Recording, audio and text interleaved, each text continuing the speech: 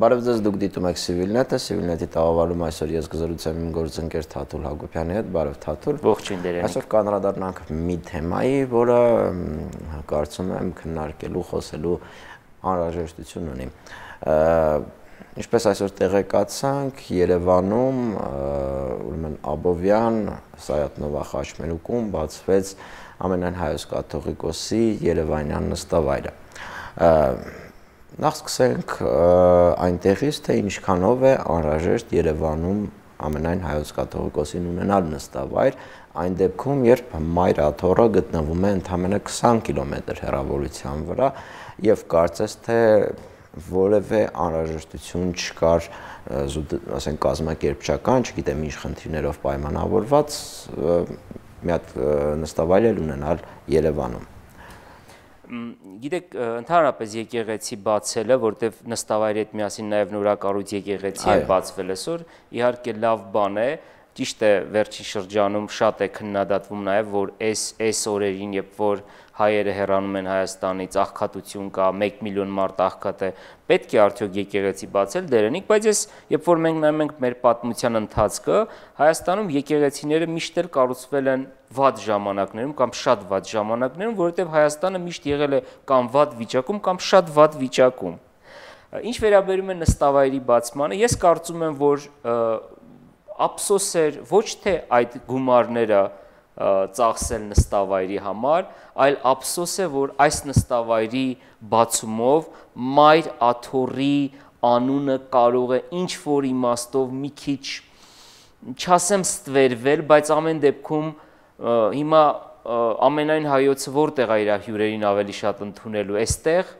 երբ որ պատվիրակությունները սովորաբար գալիս են պաշտոնական, մենք գիտենք, որ արարողակարգի մաս է կազմում նաև Մայր Աթոռ Էջմիածին մեկնելը, արդյոք չեն սկսի այլևս չմեկնել Էջմիածին։ Ես կարծում եմ, այստեղ մենք կարող ենք պրոբլեմ ունենալ այն իմաստով, որ Մայր Աթոռի անունը մի քիչ ավելի կարող է ստվերվել։ Իհարկե, եթե մեր երկիրը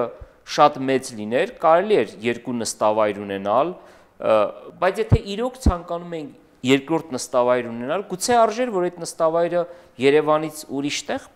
այսինքն շատ մոտ են էլի իրար, ավելին ասեմ, երբեմն լինում է պահ, որ դու Երևանից Երևան ավելի ուշ ես հասնում, քան Երևանից Աբովյան, Երևանից Էջմիածին, չէ։ Դե քաղաքային կոնգլոմերատների են այո, եւ այդ իմաստով, չգիտեմ, դժվարանում եմ ասել, Չգիտեմ, Թաթուլ երևի Հայաստանը այն եզակի երկրներից է, որտեղ մեկ չնչին բաժին ընկնող եկեղեցիների թվով մենք առաջի տեղը գրավեինք Հայաստանում, երևի թե։ Լավ, անդրադառնանք հիմա կաթողիկոսական գործունեությանը եւ կաթողիկանիստ քաղաքներին, պատմության ընթացքում եզակի քաղաքներ են եղել Հայաստանի կամ հայոց պատմության ընթացքում եզակի քաղաքներ են եղել, որոնք կաթողիկանիստ են եղել։ Սկզբից Էջմիածինը, դրանից հետո արդեն թագավորության կորստից հետո սկսվում է դեգերումները։ Ինչով են առանձնանում կաթողիկանիստ քաղաքները, կաթողիկոսանիստ երևի այդպես, եւ ինչ պատմական արժեք են ներկայացնում։ Եթե կարճ ներկայացնենք, մենք գիտենք, որ կաթողիկոսանիստ քաղաքներ են եղել նաեւ Արգինան, Անին, Աղթամարում մենք ունեցել, այսինքն Բագրատունյաց շրջանն է սա հիմնականում համապատասխանում, իհարկե դրա փառահեղ էր իհարկե Անին իր 1001 եկեղեցիներով, որը մինչև հիմա կանգուն է, եւ երբ որ արդեն արևելյան Հայաստանում, այս Հայաստանում իրոք շատ էին մահմեդականները ասպատակում, այդ ժամանակ գիտենք, որ եկեղեցին տեղափոխվեց, փաստորեն Մայր Աթոռը այլևս դերակատարություն չէր խաղում եւ միայն 1441 թվականին կրկին վերադարձավ իր տեղը որտեղ էր, որտեղից եւ ստեղծվել էր։ Մենք գիտենք, որ այո, Սիսից վերադարձավ, որտեղ մենք գիտենք, որ 1080-ից մինչև 1375 թվականներին միջերկրականի ափին գոյություն է ունեցել Կիլիկիայի հայկական թագավորությունը, որը պատմական Հայաստան չէր, բայց հանգամանքների բերումով մենք ունեցանք բախտավորություն ունենալ այդպիսի հզոր թագավորություն, որը իր հետքն է թողել, եւ երբ որ այդ թագավորությունը անկում ապրեց, 1375 թվականին արդեն նաև տկարացավ կաթողիկոսանիստ քաղաքը Սիսը եւ մեծ վեճեր իհարկե եղան դրա հետ կապված, երբ որ վիրապեցի կաթողիկոսը վերադարձավ Էջմիածին, մեծ վեճեր եղան 1441 թվականին եւ այդ ժամանակից փաստորեն մենք արդեն ունենք ըստ էության երկու հայ առաքելական եկեղեցին ունի երկու գլուխ կաթողիկոսությունների, մեկը Մայրաթորը, մյուսը Սիսը, բայց կրկնում եմ Կիլիկիան շատ տկար վիճակում էր եւ այդ վիճակը շարունակվեց մինչև 1921 թվական, երբ որ քեմալականները իրենց գրավեցին շատ տարածքներ, այդ թվում նաև գրավեցին Կիլիկիան եւ Խապայան կաթողիկոսը փախավ փաստորեն, կարողացավ իր հետ տանել միայն թանկարժեք որոշ իրեր եւ փախավ նախ Հալեբ, Սիրիա, ապա 1930 թվականին հաստատվեց Անտիլիասում եւ մենք այսօր ունենք Մեծի տանն Կիլիկիո կաթողիկոսություն Անտիլիաս նստավայրով եւ ահա այստեղից է գալիս մեր այս երկու կաթողիկոսությունները։ Հիմա այս ընդամենը 1 օր առաջ Կիլիկիո կաթողիկոս Արամ առաջինը դիմեց Թուրքիայի սահմանադրական դատարան պահանջելով Սիսի կաթողիկոսությունը, ասեն նստավայրը։ Կարծես թե Կիլիկիո կաթողիկոսությունը փորձ է անում իր մասով վերականգնել պատմական արդարությունը կամ իր իրավունքները որպես Օսմանյան կայսրության քաղաքացի, չէ, ըստ էության։ Հպատակ, այո։ Հպատակ քաղաքացի, պետք է ընդունենք։ Որքանով է այս նախաձեռնությունը ճիշտ եւ ժամանակին։ Ճիշտ եւ ժամանակին դժվարանում եմ ասել, գուցե ուշացել ենք, կարելի է ավելի շուտ անել, բայց ես տրամաբանություն տեսնում եմ։ Գիտեք, մի բան է, երբ որ դու հող ես ուզում մի պետությունից, որը միջազգայինորեն ճանաչված է, ընդ որում հզոր պետություն է բավականին, մեր տարածաշրջանի հզորագույն պետություններից է, ՆԱՏՕ-ի դաշնակից, Արևմուտքի դաշնակից, մեկ այլ բան, երբ որ դու պահանջում ես այն հաստատությունների կալվածքները կամ այն անհատների կալվածքները, որոնք եղել են Օսմանյան տիրապետության տակ։ Եվ հետևաբար այստեղ տրամաբանություն կա։ Այսինքն, քանի որ Սիսի կաթողիկոսությունը ուզենք թե չուզենք, հաճելի է թե հաճելի չէ, եղել է հաստատություն, կրոնական հաստատություն Օսմանյան կայսրության կազմում։ Հետևաբար,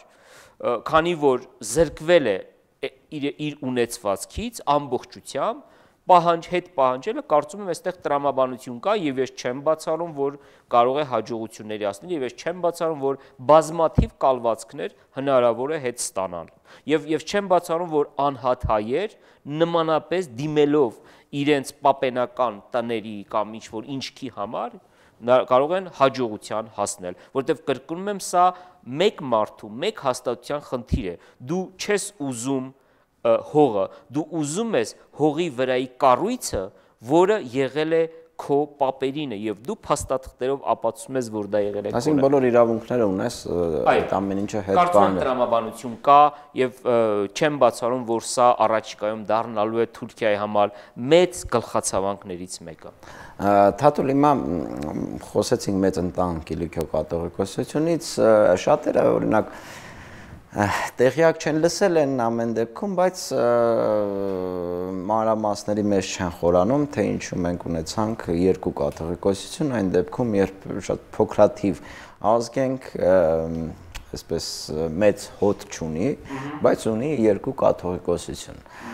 Հասկանալի է, որ քաղաքական բաղադրիչը այստեղ ավելի շատ է, բայց աշխարհաքաղաքական, ես կասեի, այո, սառն պատերազմի գեոպոլիտիկ։ Այո։ Հա, որտեղից 21 թվականից Դե 21 թվականից չէ,